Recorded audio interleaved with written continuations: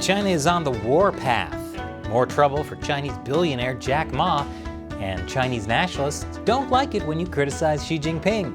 That and more on this week's China News Headlines.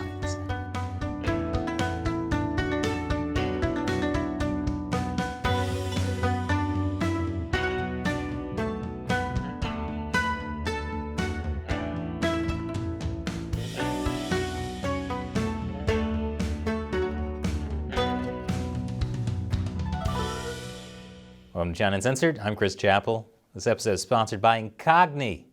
You probably know that companies are collecting your personal data, but you may not realize just how many. Dozens, maybe hundreds, most of which you've never heard of. And you have no idea what they're doing with your data. Incogni helps you stop them. I'll explain more at the end. So, China just sent an aircraft carrier group through waters near Taiwan and southern Japan. Both Japan and Taiwan's militaries were put on high alert. The statement by Japan's Self-Defense Force shows the path the Chinese carrier group took through the first island chain and into the Pacific. It was led by China's first and mostly functional aircraft carrier, the Liaoning. With it were 7 other Chinese warships. You can also see the Liaoning was loaded with a number of fighter jets and helicopters. Those were J-15 fighter jets and Z-8 and Z-9 helicopters. Chinese state-run media said the carrier group was engaged in realistic combat training. This is particularly bad news for Taiwan. The Taiwanese Navy is completely outmatched. One expert told Radio Free Asia last year, for example, China commissioned some combined 170,000 tonnage of new warships. This is more than the combined Taiwan fleet and reflects Chinese additions in just 1 year. The Chinese Communist Party is making its intentions perfectly clear. It wants to conquer Taiwan. That's the key to Chinese military domination of the region. Happy Friday. China's threat to Taiwan is why the U.S. must end its policy of strategic ambiguity. That's according to former Deputy Undersecretary of the Navy, Seth Cropsey. Strategic ambiguity is a policy where the U.S. won't say whether or not it will defend Taiwan. It's like telling a middle school bully, "Don't pick on that kid, or you may or may not get detention. We'll have to see." And for some reason, Cropsey says that's unhelpful. It doesn't deter China, it risks the safety of Taiwan, and I think it would be a good idea if the United States were to rethink that. He cited how the same policy towards Ukraine didn't deter Russia from invading.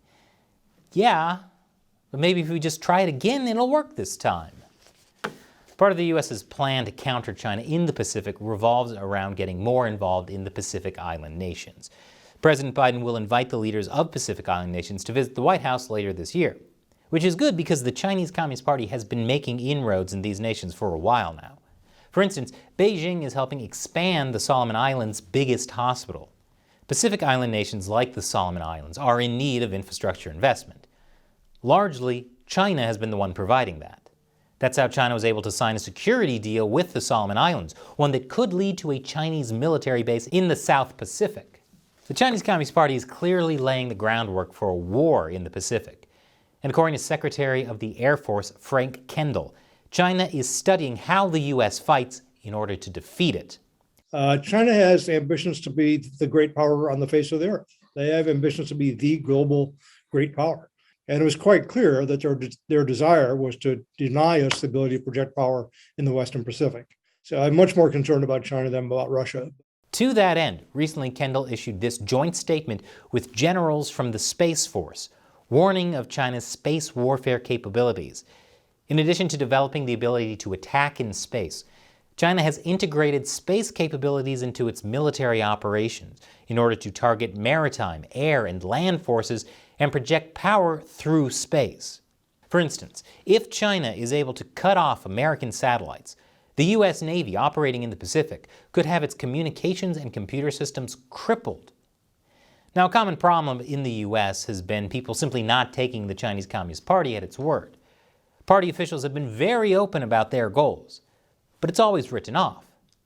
That's not a mistake Kendall is going to make. I made the mistake a few times during the Cold War of not believing what the Soviets were saying.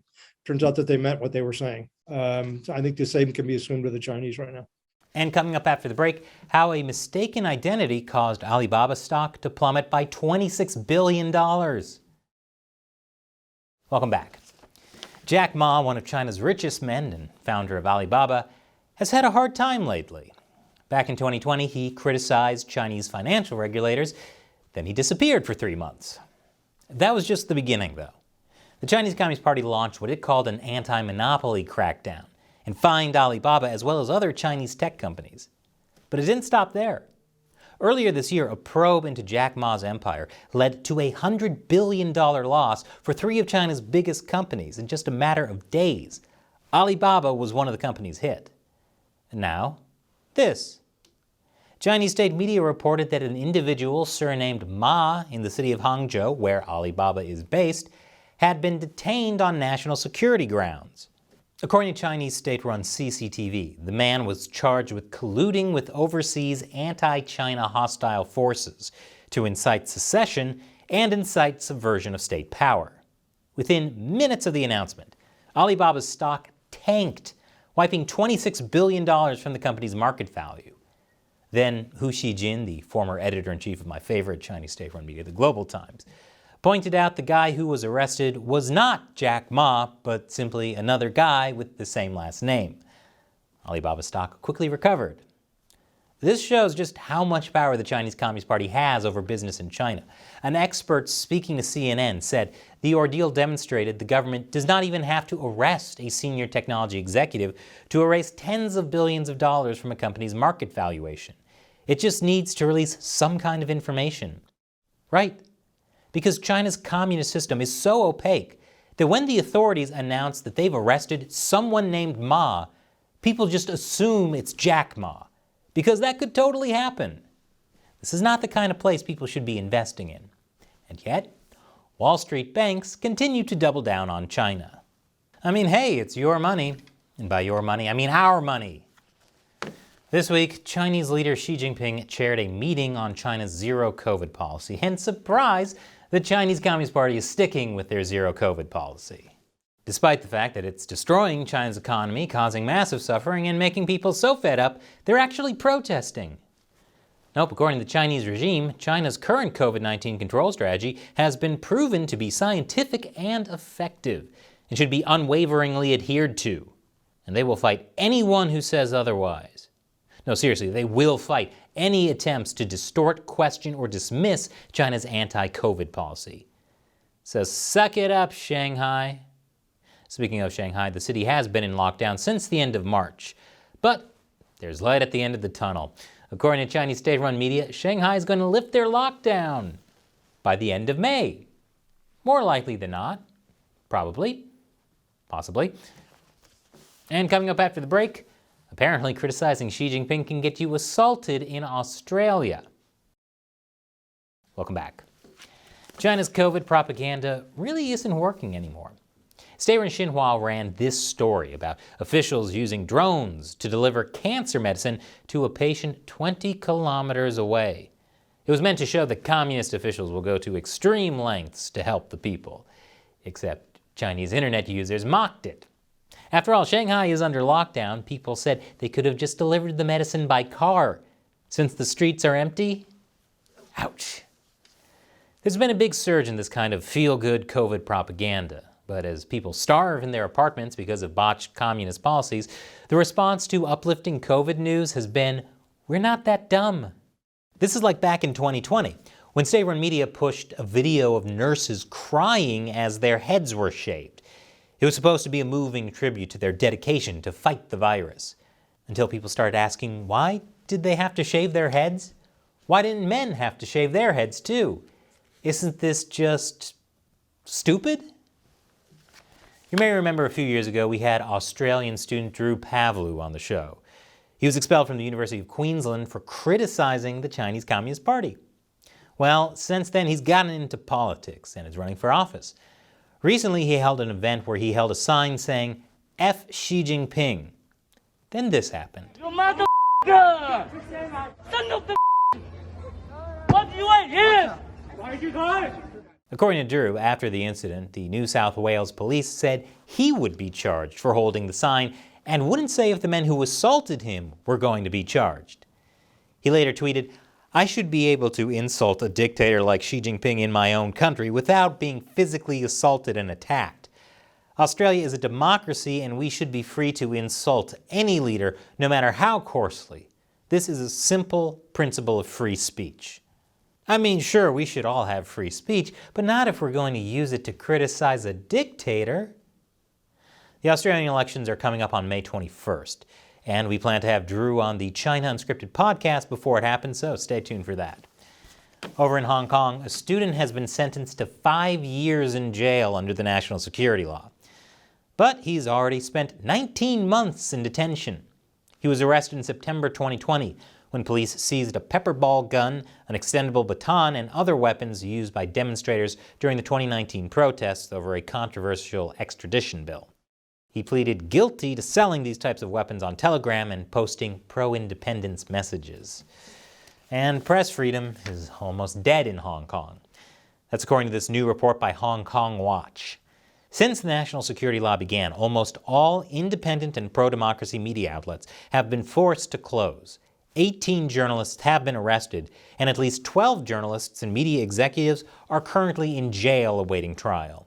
It also mentions a survey of journalists who covered the 2019 protests. Of the over 200 journalists who responded, only 28 said they had not experienced police violence. One journalist summed it up to Hong Kong Watch, saying, "The hatred that the police showed against the media was shocking. I was there. I should know." And YouTube basically demonetized all our episodes while we were there. Fortunately, we can keep making the show thanks to the support of viewers like you and our wonderful sponsors. Speaking of, this episode has been sponsored by Incogni. Whenever you do anything online, there's a huge number of companies that collect your personal data. Your name, your email, your home address, your social security number, your employment history, all sorts of things. What are they doing with your data? Well, they're buying it, selling it, and trading it to other companies. Some of them are using it to sell you products. Others use it to adjust your credit score or to help the government monitor you. And if any of those companies get hacked, you could be in big trouble. Like in 2013, hackers got into Yahoo and exposed personal information on 3 billion users. You never know when this kind of data breach is going to happen, and when it does, you don't want your personal information to be there. When I signed up for Incogni, I discovered there were 76 data brokers that potentially had my private information. I had never heard of most of these companies, but they had definitely heard of me. Incogni forces these companies to delete your data. There are laws that allow you to do this, but if you want to do it yourself, you'd have to figure out the applicable laws, write letters in a specific legal way, and follow up to make sure your instructions are followed. Incogni handles this for you.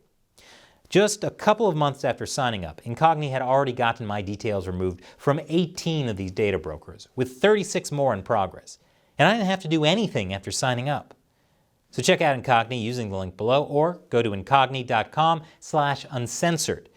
The first 100 people to use the code UNCENSORED will get 20% off. Get your personal data off the market with Incogni. Once again, I'm Chris Chappell. Thanks for watching China Uncensored.